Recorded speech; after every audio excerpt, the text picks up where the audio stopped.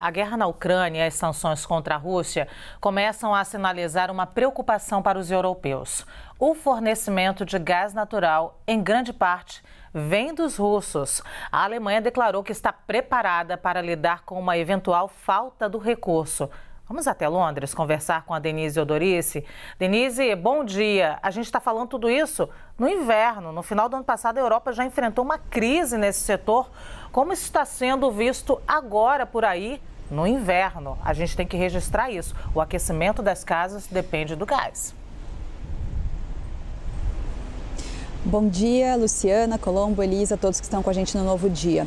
No inverno, e é uma situação diferente da que foi no ano passado, né? Porque ano passado a gente teve uma crise por causa da retomada econômica, depois do pico, né, da pandemia, então todo mundo voltando às atividades industriais, e aí claro que aumentou a demanda, aumentaram os preços, e com isso todo o mundo, né, o planeta inteiro sentiu essa crise energética, como a gente também cobriu bastante aqui na CNN. Agora a gente está falando de uma guerra em solo europeu. Né? Então, é uma guerra num país que se identifica como europeu e que a Europa também vê como europeu, apesar de não fazer parte da União Europeia.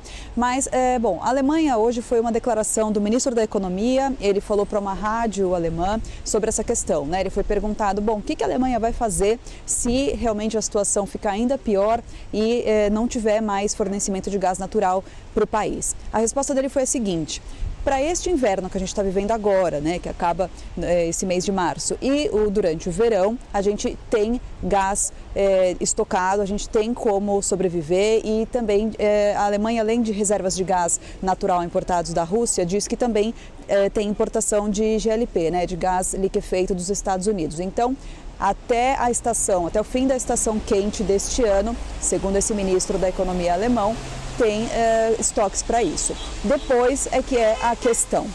Uma das alternativas, segundo ele, né, ele próprio disse, para o próximo inverno teriam que ser tomadas outras medidas. Uma das alternativas, segundo ele, seria manter em atividade as usinas de carvão da Alemanha, o que é uma questão muito complicada, né, já que a gente acabou de ter a COP26, em que os países todos se comprometeram a diminuir ou até acabar com o uso de combustíveis fósseis. Então, isso iria completamente contra as medidas que estão sendo estudadas e desenvolvidas, né, as tecnologias sustentáveis desenvolvidas para usar energia limpa aqui na Europa. Mas, num caso de emergência, o ministro admitiu que essa seria uma possibilidade. E essa opinião dele, né, essa declaração dele, vai inclusive na mesma linha de um estudo que foi divulgado essa semana em Bruxelas, falando exatamente isso. Olha, os países europeus como um todo, e aí não só falando da Alemanha, têm que estar preparados para dois cenários, né? Primeiro, se a Rússia, né, Vladimir Putin, simplesmente resolver fechar a torneira ou diminuir muito o abastecimento